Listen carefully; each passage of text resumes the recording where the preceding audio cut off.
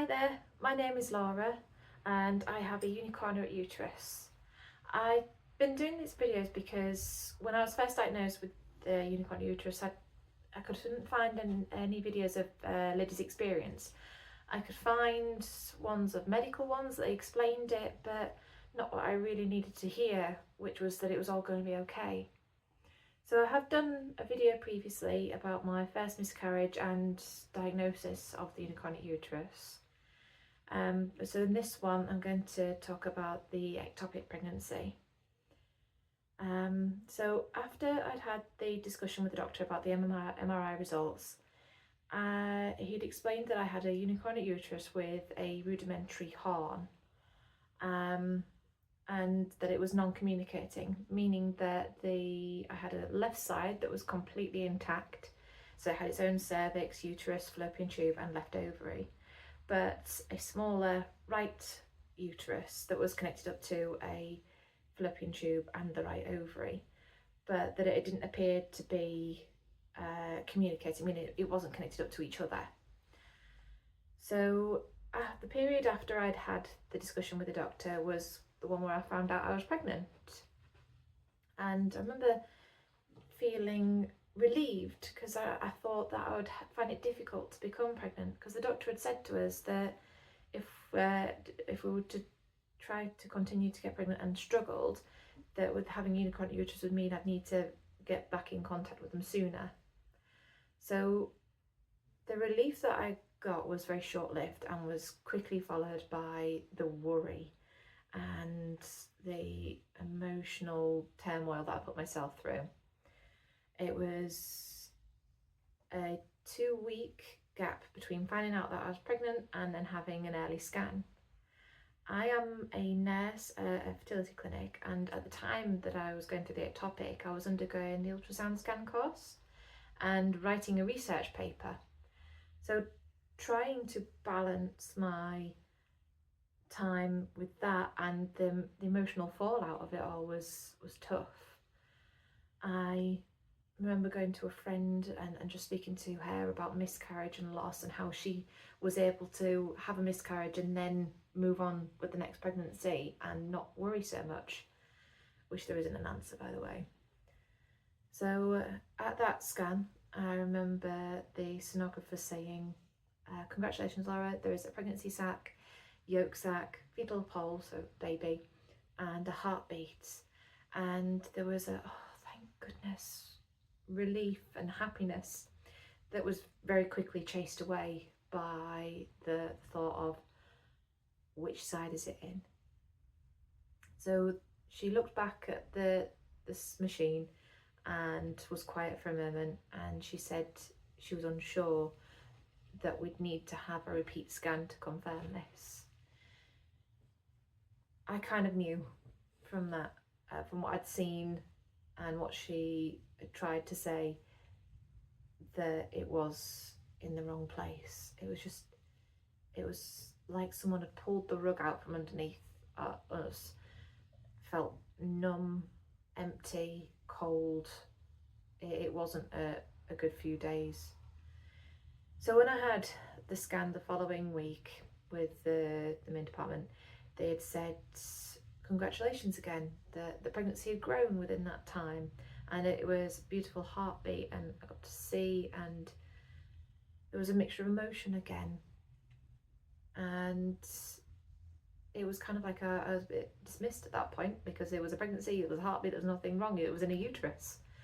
And it wasn't until I persisted saying, look, I know it's not in the right side, would you mind just checking this up? And I got took into a room, and I knew that they'd taken me seriously because the next person that I saw was a specialist reg. And he was quite honest. He'd said, look, our experience of this is limited. There are so few unicornuate uteruses, and so few, again, pregnancies that take place in the rudimentary horn. For now, what we know is that it is in a uterus body, and it is growing, and it has been given its nutrients. So we will closely monitor it. We might do weekly scans or bi-monthly scans. So we went away and I allowed myself to hope, which came to bite me in the arse a week later, when the next scan that I had, which had shown growth again, I was reviewed by a consultant, and the consultant had said the word I'd been waiting for them all to say, and that was, "I'm really sorry, Laura, but this is an ectopic pregnancy." It really felt like a second blow. I'd prepared myself weeks before after hearing the news, and then getting the scan the week prior and it being a sort of, it's in a uterus, it's okay, to no, it's definitely an ectopic, we're going to have to deal with this. So next thing I know is that I'm having an emergency appointment maybe 2-3 days later with a consultant who specialises in uterine abnormalities. And they had had a multidisciplinary team discussion the day before with herself, a consultant radiologist who had reviewed my MRI, and a fertility consultant who had seen me to tell me it was ectopic. So the uterine abnormality specialist had said, "Look, Laura, I'm really sorry, we have looked into this and we don't think that the pregnancy is viable. It will likely grow until it's about 15 weeks, and unfortunately we think at that point the uterus won't be able to stretch anymore and it will rupture." That was when I was like,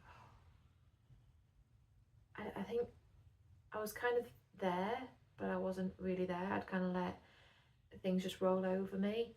I'd kind of gone into the nursing mode, wherein you hear things and you deal with them very clinically. I remember listening to everything she said. So she said that the rudimentary horn has a cavity lining in it, so an endometrium that was able to receive the embryo. There were two leading possibilities. The first was that the naughty sperm, she called it. I remember thinking as a fertility nurse, calling a sperm naughty for being able to swim up the uterus, up the left fallopian, out the left side, round and then into the right fallopian and fertilise an egg.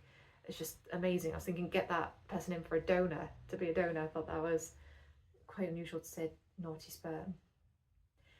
But the other thing she said was that it could be that there's micropores within the uterus that were wide enough to allow sperm to pass through from one uterus into the next and fertilise the egg that way.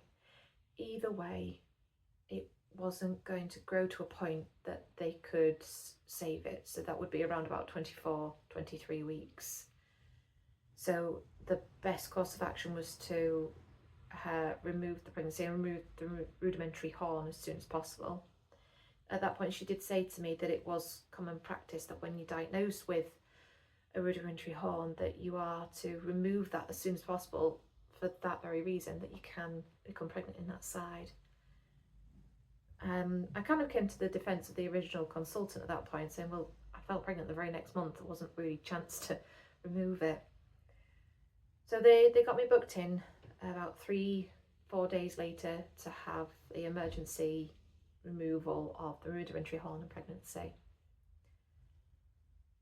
After that, I remember being very focused on the physical healing side of things. So again, nursing mode had initiated and I was dealing with the physical pain of the surgery and ignoring the emotional fallout of it, thinking, well, I've already dealt with that. You know, I was sad for those few days, not realising how much of an emotional scar it can leave.